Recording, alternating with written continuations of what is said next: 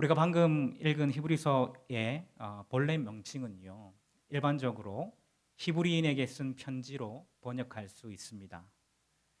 히브리서는 일반적으로 서신서로 분류되지만요, 전통적인 서신서의 특징이 없습니다.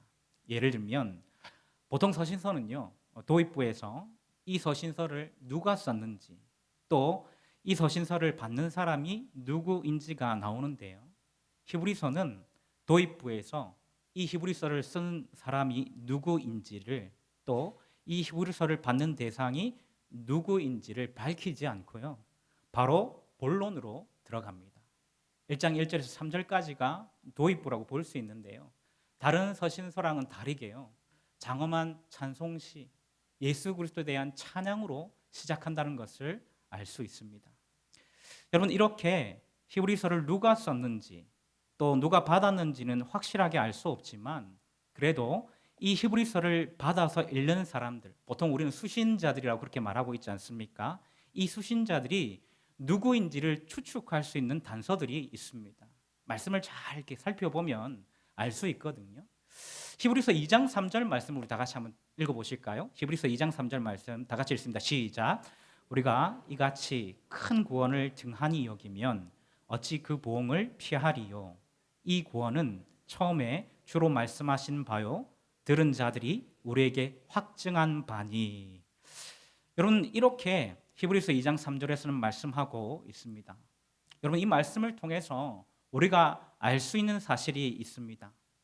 이 히브리서의 1차 독자들, 수신자들이라고 말씀드렸죠. 1차 독자들이 예수님께 직접 복음을 들었던 자들이 아니라 예수님으로부터 직접 복음을 들었던 사람들에 의해서 복음을 듣고 믿음에 이르게 된 자들이었다는 것을 우리는 알 수가 있습니다. 여러분, 또 히브리서 2장 3절의 앞부분을 보시면요, 우리가 이같이 큰 구원을 등한히 여기면 이라는 표현이 나오고 있습니다. 여러분, 보이십니까? 우리가 이같이 큰 구원을 등한히 여기면 이라는 표현이 나옵니다. 아마도 이 히브리서의 수신자들은요, 자신들이 받은 구원을 등한히 여기고, 여러분, 여기서 등한히 여겼다는 것은 가볍게 여겼다는 것입니다. 그리고 무시했다는 것입니다. 자신들이 받은 그 구원, 하나님의 큰 구원을 등한히 여기고 가볍게 여기고 무시하는 그런 일들이 벌어짐으로 말미암아서 이 복음에 대한 헌신이 점점 약화되어 가다. 그래서 심지어는요, 그 구원에서 돌아서는 사람들도 많이 있었던 것 같습니다. 그러니까 이 히브리서의 중요한 주제 중에 하나가 배교이거든요. 하나님을 떠나는 이 배교가 중요한 주제이거든요. 근데 여러분, 이 사람들이 어떤 사람들이라고요? 하나님의 은혜를 경험하지 못한 사람들이 아니고요, 믿음으로 2장 3절의 표현에 따르면 큰 구원의 은혜를 경험한 사람들이었습니다. 또 히브리서 10장 34절 말씀을 다 같이 한번 읽어보실까요? 시작. 너희가 갇힌 자를 동정하고 너희 소유를 빼앗기는 것도 기쁘게 당한 것은 더 낫고 영구한 소유가 있는 줄 알미라. 아멘. 여러분, 이렇게 말씀하고 있죠. 여러분, 여기서 갇힌 자를 동정하고 라고 할 때 이 갇힌 자들은요, 예수님을 믿는다라는 이유로 감옥에 갇힌 사람들을 의미하는 것입니다. 예수님을 믿는다라는 이유로 감옥에 갇힌 자들을 이 히브리서의 쓰신 자들이 동정했다라고 말하고 있습니다. 여러분, 동정했다라는 것은요, 불쌍히 여겼다는 말이 아닙니다. 여러분, 같이 아파했다는 겁니다. 자기 일로 여겼다는 겁니다. 영어로는 compassion, 이런 의미입니다. 자기들이랑 같은 믿음을 가지고 있기 때문에 감옥에 갇힌 그 성도들을 물심양면으로 도와주었다는 것이죠. 여러분, 지금은요, 제가 가보지 않아서는 잘 모르겠습니다만, 여러분, 지금은 여러분 감옥에 들어가게 되면 모든 의식주를 해결할 수 있지 않습니까? 나라에서 그 모든 것들을 다 해결해 주죠. 교도소 안에서, 감옥 안에서 모든 의식주를 해결할 수 있습니다. 그런데 고대는 어땠을까요? 여러분, 고대는요, 여러분, 이 의식주가 해결되지 않았습니다. 감옥에 갇힌 사람들을요, 그러니까 밖에 있는 사람들이 도와주지 않으면요, 굶어 죽는 사람들도 많았고요, 얼어 죽는 사람들도 많이 있었다라고 합니다. 여러분, 그런데 그런 사람들, 믿음으로 감옥에 갇힌 사람들을 이 히브리서의 수신자들이 물심양면으로 도와주었다는 것입니다. 여러분, 그렇게 도와주게 되면 자신의 정체들이 발각될 수도 있잖아요. 자신들도 감옥에 갇힐 수 있잖아요. 그런데 그것을 개의치 않고 그들을 도와주었다는 것이죠. 심지어는요, 자신들이 믿음 때문에 재산을 빼앗겨서 몰수당해도요, 그것을 어떻게 여겼다고 말씀하고 있어요? 히브리서 10장 34절 말씀에 보니까 기쁘게 여겼다라고 말씀하고 있습니다. 여러분, 이상하지 않습니까? 여러분, 재산을 빼앗기면요, 재산을 몰수당하면 어떤 반응을 보여야 됩니까? 슬퍼해야 되잖아요. 근심해야 되잖아요. 여러분, 그게 정상적인 반응 아닙니까? 그런데 그 재산을 몰수당했는데도 기뻐했다라고, 기쁘게 여겼다라고 말씀하고 있습니다. 여러분, 그 이유가 무엇일까요? 히브리서 10장 34절 그 뒷부분의 말씀에 보니까 더 낫고 영구한 소유가 있는 줄 알미라, 이렇게 말씀하고 있습니다. 다시 말해서요, 더 나은 천국을 사모했기 때문에 그 일도, 자신의 재산들이 다 몰수당하는 그 일도 기쁘게 여겼다라고 말씀하고 있습니다. 그런데 여러분, 그랬던 이 히브리서의 수신자들이 자신들이 받았던 그 구원을 등한시 여기는, 무시하고 가볍게 여기는 영적 침체에 빠졌던 것입니다. 여러분, 왜 이런 영적 침체에 이 히브리서 수신자들이 빠지게 된 것일까요? 여러분, 그 이유가 오늘 본문에 등장하는 것입니다. 여러분, 오늘 본문 6장 1절에서 2절 말씀 우리 다시 한번 읽어보실까요? 시작. 그러므로 우리가 그리스도의 도의 초보를 버리고 죽은 행실을 회개함과 하나님께 대한 신앙과 세례들과 안수와 죽은 자의 부활과 영원한 심판에 관한 교훈의 터를 다시 닦지 말고 완전한 대로 나아갈지니라. 아멘. 여러분, 여기에 보니까요, 1절 상반절 말씀 속에서 그러므로 우리가 그리스도의 도의 초보를 버리고, 이 표현 무엇입니까? 그리고 2절 끝부분에 보시면 교훈의 터를 다시 닦지 말고 완전한 대로 나아갈지니라, 이렇게 말씀하고 있습니다. 여러분, 무슨 뜻일까요? 이 히브리서의 수신자들이 아직까지 신앙의 초보적인 단계에 머물러 있다는 것을 이렇게 표현하고 있는 것입니다. 여러분, 이것이 그들이 영적으로 침체된 결정적인 이유였습니다. 이 히브리서의 수신자들이 아직까지 신앙의 초보적인 단계에 머물러 있었기 때문에 영적인 침체, 하나님의 큰 구원을 경험하고서도 그 구원을 등한시 여기는, 가벼이 여기는, 무시하는 그런 영적인 침체에 빠졌던 것입니다. 여러분, 이 사실을 오늘 본문 앞부분을 보면요, 좀 더 명확하게 알 수 있습니다. 히브리서 5장 12절에서 14절까지의 말씀인데요, 제가 한번 읽어드리겠습니다. 때가 오래되었으므로 너희가 마땅히 선생이 되었을 터인데 너희가 다시 하나님의 말씀의 초보에 대하여 누구에게서 가르침을 받아야 할 처지이니 단단한 음식은 못 먹고 젖이나 먹어야 할 자가 되었도다. 이는 젖을 먹는 자마다 어린아이니 의의 말씀을 경험하지 못한 자요 단단한 음식은 장성한 자의 것이니 그들은 지각을 사용함으로 연단을 받아 선악을 분별하는 자들이니라. 이렇게 말씀하고 있습니다. 여러분, 이 말씀이 여러분 이해가 되십니까? 여러분, 이 말씀은요, 당시에 이 히브리서의 수신자들 대부분이 예수 그리스도의 복음을 받아들인 지 오래되어서 당연히 하나님의 말씀을 가르치는 선생이 되어야 할 정도로 오랫동안 신앙생활을 했지만 말씀의 초보적인 진리도 모르고 있었다는 것을 의미하는 것입니다. 여러분, 그것을 12절에서 이렇게 표현하고 있죠. 단단한 음식은 못 먹고 젖이나 먹어야 할 자가 되었도다. 이렇게 표현하고 있습니다. 사랑하는 여러분, 이것이 히브리서의 수신자들이 구원을 경험하고서도 영적 침체에 빠진 결정적인 이유였습니다. 예수 그리스도의 복음을 받아들인 지 오래되어서 당연히 신앙의 성숙, 복음의 진보가 있었어야 되는데 이 히브리서의 수신자들은요, 말씀의 초보적인 진리도 제대로 알지 못해서 여전히 초보적인 신앙의 단계에 머물러 있었던 것입니다. 그래서 영적인 침체에 빠지고요, 심지어는 배교하는, 큰 하나님의 구원을 경험하고도 하나님으로부터 떠나는 자들까지 나오게 된 것입니다. 여러분, 우리가 잘 아는 것처럼요, 우리의 신앙은요, 교회 생활을 오래 했다라고 해서 깊어지는 것이 아닙니다. 성숙한 신앙의 단계로 자라나기 위해서는요, 하나님의 뜻을 분별하고 그 말씀대로 사는 것이 필요하죠. 여러분 믿으십니까? 그런데 여러분, 어떻게 하면 우리가 하나님의 뜻을 분별할 수 있습니까? 어떻게 하면 그 말씀대로 살 수 있습니까? 피상적으로 두루뭉실하게 복음을 할 때 이렇게 살 수 있습니까? 안 되죠.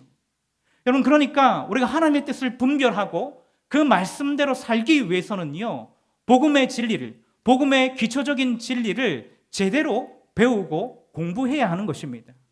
여러분, 특별히 오늘 본문에서는요, 우리가 제대로 배워야 할 말씀에 대한 초보적인 진리, 이 교리가 무엇인지를 몇 가지 예를 들어서 설명하고 있습니다. 여러분, 1절과 2절 말씀 제가 다시 한번 읽어드리겠습니다. 그러므로 우리가 그리스도의 도의 초보를 버리고 죽은 행실을 회개함과 하나님께 대한 신앙과 세례들과 안수와 죽은 자의 부활과 영원한 심판에 관한 교훈의 터를 다시 닦지 말고 완전한 대로 나아갈지니라, 이렇게 말씀하고 있습니다. 여러분, 여기서 히브리서 기자는요, 우리가 알아야 할 초보적인 말씀의 진리를 설명하고 있습니다. 먼저는요, 죽은 행실을 회개함입니다. 죽은 행실을 회개함. 여러분, 이게 무엇일까요? 여러분, 이게 바로 회개의 교리입니다. 두 번째는 무엇입니까? 하나님께 대한 신앙입니다. 여러분, 이것은 무엇을 말하는 것일까요? 믿음의 교리를 의미하는 것입니다. 세 번째는 세례들과 안수입니다. 여러분, 이것은 무엇을 말하는 것일까요? 성령의 임재의 교리를 의미하는 것입니다. 여러분, 성령의 임재가 대단히 중요하죠. 여러분, 우리 신앙생활에서도 성령의 임재는 굉장히 중요한 것입니다. 그것을 세례들과 안수라는 것으로 표현하고 있습니다. 그리고 그 다음에 마지막으로 죽은 자의 부활과 영원한 심판에 대해서 알아야 된다고 말씀하고 있죠. 여러분, 이게 무엇을 의미할까요? 종말론에 관한 교리들입니다. 여러분, 이 교리들, 우리가 방금 전에 제가 말씀드렸던 이 교리들, 회개의 교리, 믿음의 교리, 성령의 임재의 교리, 종말론에 관한 교리, 여러분, 이 교리들 중에서 우리가 몰라도 되는 것이 있습니까? 우리가 몰라도 되는 것이 있습니까? 없지요. 아주 기초적이지만 너무 중요한 성경의 가르침들이고 교리들이죠.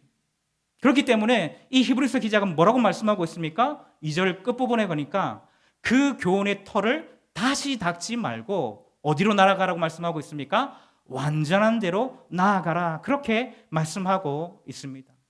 여러분, 여기에서 말하는 완전한 데는요, 성숙한 상태로 자라나는 것을 의미하는 것입니다. 그래서 다른 번역본에서는요, 성숙한 단계로 그렇게 번역하기도 했습니다. 여러분, 성숙한 믿음의 단계, 더 깊은 믿음의 수준이 있다는 것을 기억하시기를 바랍니다. 여러분, 예를 들어서 여러분, 저에게 이제 6살 된 아들이 있습니다. 여러분, 이 아들이요, 저랑 똑같이 생겼습니다. 그러니까요, 잘생기지 않았겠습니까, 여러분? 왜 웃으시죠? 여러분, 저랑 똑같이 생겼다니까요. 보시면 다 압니다. 그러니까 당연히 잘생겼겠지요. 여러분, 그런데 얘가 생긴 것만 저를 닮은 것이 아니고요, 행동하는 것까지 저를 닮아가고 있습니다. 여러분, 얘 위에 첫째가 있는데요, 이제 초등학교 5학년인 딸이 있습니다. 그런데 여러분, 이 첫째는요, 단 한 번도 저를 흉내내거나 저를 따라해 본 적이 없어요. 그런데 이 둘째 아들은요, 제 흉내를 냅니다. 여러분, 제 아들이 요즘에 푹 빠진 놀이가 있습니다. 여러분, 그것이 무엇인 줄 아십니까? 목사님 놀이입니다. 목사님 놀이. 그래서 자기가 항상 그렇게 얘기해요. 나 이제부터 목사님 놀이 한다. 목사님 놀이 한다. 이렇게 선포를 하고요, 그때부터 뭘 하냐면요, 복장을 차려 입습니다. 여러분, 우리 애는요, 타잔이에요. 집에서 늘 팬티바람으로 있습니다. 그런데 이 목사님 놀이를 한다고 이 선포를 하면요, 그때부터요, 바지를 챙겨 입고요, 양말을 신고요, 목에는 뭘 매달까요? 넥타이를 매달고요, 자기가 생각할 때에 제가 이제 입는 양복하고 제일 비슷한 이 점퍼를 딱 걸칩니다. 여러분, 그러면서 집에 보면 이 보면대가 하나 있거든요. 그걸 탁 자기 앞에 갖다 놓아요. 그걸 자기 앞에 가지고 와서는 어떤 흉내를 내냐면 기타 치는 흉내를 냅니다. 이제 제가 찬양할 때 기타를 치니까요, 그것을 보고 흉내를 내는 것이죠. 요즘에는 어떤 찬양을 많이 부르냐 하면요, 나의 기도하는 것보다라는 찬양입니다. 여러분 아십니까? 그럼 이 찬양에 후렴구가 있죠. 모든 영광과 존귀 찬양과 경배를 돌릴지어다, 이거지 않습니까? 이거를 얘는 기타 치는 흉내를 내면서 부릅니다. 모든 영광과, 락커예요, 락커. 제가 그렇게 혹시 부릅니까? 저는 그렇게 안 부르는 것 같은데 락커처럼 부릅니다. 모든 영광과 존귀 찬양과, 이렇게 부릅니다. 경배를 돌릴지어다. 그 다음에 어떻게 하는지 아십니까? 그 다음에 멘트를 흉내냅니다. 모든 영광과 존귀 찬양과, 이렇게 멘트를 흉내냅니다. 그리고 맨 마지막에는 어떻게 하는 줄 아십니까? 자, 뭐라고 어쩌고 저쩌고 이렇게 얘기를 합니다. 어쩌고 저쩌고 우리 기도하겠습니다. 주여, 주여, 주여, 이렇게 삼창을 합니다. 여러분, 이 흉내를 내는 것이죠. 여러분, 이 흉내가 결국엔 누구를 흉내내는 거예요? 저를 흉내내는 것이죠. 여러분, 딸이 있잖아요. 이 첫째 딸이 하도 이 아들이 제 흉내를 너무 많이 이제 내니까 어떻게 하겠습니까? 당연히 이 흉내를 좀 그만 내라고 막 짜증을 내거든요. 그런데도 아랑곳하지 않습니다. 존귀 찬양과, 이렇게 계속 그렇게 부르고 있습니다. 여러분, 제가 제 아들의 모습을 보면서 어떤 생각을 할까요? 이런 생각을 합니다. 아, 얘가 건강하게 잘 크고 있구나, 이런 생각을 합니다. 여러분, 우리가 잘 아는 것처럼요, 사람은 이 세상에 다 불완전하게 태어나죠. 완전하게 태어나는 사람은 단 한 사람도 있습니까? 없습니까? 없습니다. 그죠? 우리 중에 혹시 나는 태어날 때부터 완전하게 태어났다는 사람 혹시 있으십니까? 태어나자마자 자기 손으로 탯줄을 끊고요, 낳아준 어머니께 감사의 큰 절을 하고요, 목욕제기를 하기 위해서 따뜻한 물을 받아가지고 그걸로 자기 몸을 씻은 사람 혹시 있습니까? 여러분, 아마도 없을 것입니다. 사람은 누구나요, 다 불완전한 사람으로 태어났다가 점점 무엇인가를 할 수 있는 인간으로 자라나고 성장해 갑니다. 그런데 이런 아이가 건강하게 자라고 있다는 것을 우리는 어떻게 알 수 있습니까? 이 아이의 발달 단계를 보면 알 수 있습니다. 그래서 처음에는요, 제대로 움직이지도 못하고요, 말하지도 못하던 아이가 때가 되면 뒤집고요, 때가 되면 어떻게 해요? 말을 하고, 때가 되면 걷고 뛰는 것을 보면요, 또 이 아이들이 부모들의 모습과 말과 행동을 모방하면서 점점 사회화되어가는 모습을 보면 우리는 이 아이가 건강하게 자라고 있다는 것을 확신하게 됩니다. 여러분, 이렇게 생명이 있으면 자라남이 있는 것입니다. 더 정확하게 말하면요, 생명이 있으면 자라나야 하는 것이 정상입니다. 그런데 여러분 생각해 보십시오. 만약에 저희 아들이 지금은 6살이기 때문에 이런 모습이 건강한 모습이라고 할 수 있는데요, 16살이 되고 26살이 되고 36살이 되었는데도 똑같이 행동한다고 한번 생각해 보십시오. 모든 영광과, 여러분 이렇게 한다고 생각해 보십시오. 여러분, 그것을 건강하다고 할 수 있을까요? 여러분, 그때는요, 조용히 이 아이의 손을 잡고 병원을 가봐야 합니다. 왜냐하면 생명이 있는데도 자라나지 않고 계속 그 자리에 머물러 있다면요, 그것은 뭔가 문제가 있을 수 있기 때문입니다. 여러분, 신앙도 마찬가지죠. 신앙에서도 발달 단계가 있습니다. 처음에는요, 초보 단계가 있어서 오늘 히브리서에서 우리가 읽었지만 젖먹이 어린아이와 같은 단계가 있었어요. 젖을 먹을 때가 있습니다. 그런데 그 단계를 지나면요, 단단한 음식을 먹는 단계로, 다시 말하면 좀 더 성숙한 단계로 나아가야 합니다. 여러분, 왜 그렇습니까? 왜 우리가 좀 더 성숙한 단계로 나아가야 합니까? 여러분, 그 이유는 단 한 가지죠. 우리 가운데에 진짜 생명이 있기 때문입니다. 여러분, 믿으십니까?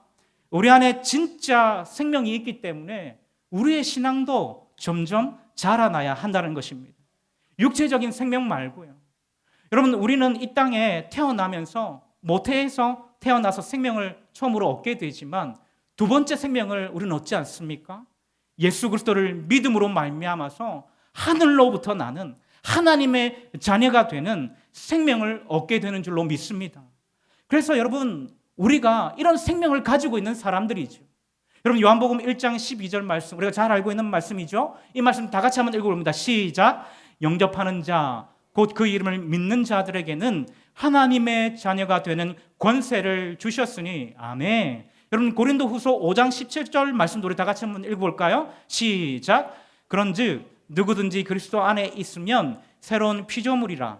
이전 것은 지나갔으니 보라 새 것이 되었도다. 아멘.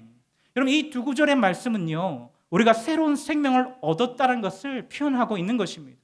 여러분, 우리가 생명을 얻었으면 당연히 우리가 더 성숙한 단계로 나아가야 한다는 것이죠. 우리가 믿는 믿음의 체계를 제대로 알고 하나님의 말씀의 초보적인 진리가 무엇인지를 제대로 알고 시간이 지났을 때에 점점 더 그 진리에 따라 살면서 그 진리를 가르치고 전파하는 선생이 되어야 한다는 것입니다. 그런데 여러분, 우리의 모습을 한번 되돌아보십시오. 우리는 여전히 믿음의 기초적인 회개도 모르고 하나님을 믿는 믿음이 무엇인지도 모르고 성령의 임재도 모르고 죽은 자가 어떻게 부활하는지 최후 심판은 어떻게 되는지도 모르고 우리가 믿는 초보적인 교리도 몰라서 누구에게 배워야 할 상태는 아닙니까? 우리가 굉장히 오랜 시간 동안 신앙생활을 하고 있는데도 불구하고 여전히 초보적인 수준에 머물러 있지는 않으십니까? 이젠 진리의 말씀을 알고 기도도 하고요, 진리도 하고요, 전도도 하고 봉사도 하면서 다른 사람을 하나님의 말씀으로 양육해야 할 때인데 여전히 제자리에 머물러 있지는 않습니까? 사랑하는 여러분, 다시 말씀드리지만 완전한 대로 나아가는 것은요, 교회를 오래 다닌다고 해결되는 문제가 아닙니다. 꾸준히 인내하면서요, 하나님의 말씀을 배우지 않는다면 당시 히브리인 성도들처럼 여전히 초보 단계에 머무를 수밖에 없는 것이죠. 큰 구원을 경험하고도 영적 침체에 빠질 수밖에 없는 것입니다. 사랑하는 여러분, 어떻게 해야 할까요? 어떻게 해야 우리가 하나님의 큰 구원을 경험하고도 영적인 침체에 빠지지 않고 성숙한 믿음으로 자라날 수 있을까요? 우리가 어떻게 해야 하나님의 뜻을 분별하고 그 말씀대로 살 수 있을까요? 어떻게 해야 우리가 가진 생명으로 점점 더 성숙한 단계로 자라날 수 있을까요? 복음의 진리를, 복음의 기초적인 진리를 제대로 배우고 공부할 때에 초보 단계에 머무르지 않고 영적 침체에 빠지지 않는 줄로 믿으시기를 바랍니다. 사랑하는 여러분, 이제 우리 교회도 주일학교의 대부분의 여름 사역이 마쳤습니다. 그런데 이것이 그냥 행사로 끝나는 것이 아니라요, 우리 아이들이 여름 사역을 발판으로 더 깊은 믿음의 단계로 더 완전한 대로 나아가는 물꼬가 될 수 있기를 주님의 이름으로 축복합니다. 여러분, 그리고 이제 다희 청년부의 여름 순회가 남아 있고요, 또 다음 주 토요일에는 우리 기도 캠프가 있고 그 다음 주 토요일에는 힐링 캠프가 있습니다. 여러분, 이 자리에 우리 청년부와 우리 성도님들이 많이 참여해서 이 모든 일들이 행사로 그냥 끝나는 것이 아니라 복음의 진리를 제대로 깨달아 알아서 그 진리로 하나님의 뜻을 분별하며 하나님의 말씀대로 살아가는 은혜가 있기를 주님의 이름으로 축복합니다. 여러분, 아직까지도 기도 캠프에, 힐링 캠프에 참여하지 않는 분들이 있으시다면 여러분, 지원서는 본당 앞에 비치되어 있습니다. 여러분, 신청서를 작성하시고 너무나도 좋은 강의, 담임 목사님께서 열정적으로 하시는 그 강의를 통해서 우리가 배우는 부분들이, 자라나는 부분들이 너무 많이 있거든요. 여러분, 꼭 참여하셔서 우리의 영적 성숙을 위하여 훈련받으시고 하나님 앞에 귀하게 사용되어지는 저와 여러분들 될 수 있기를 주님의 이름으로 축복합니다.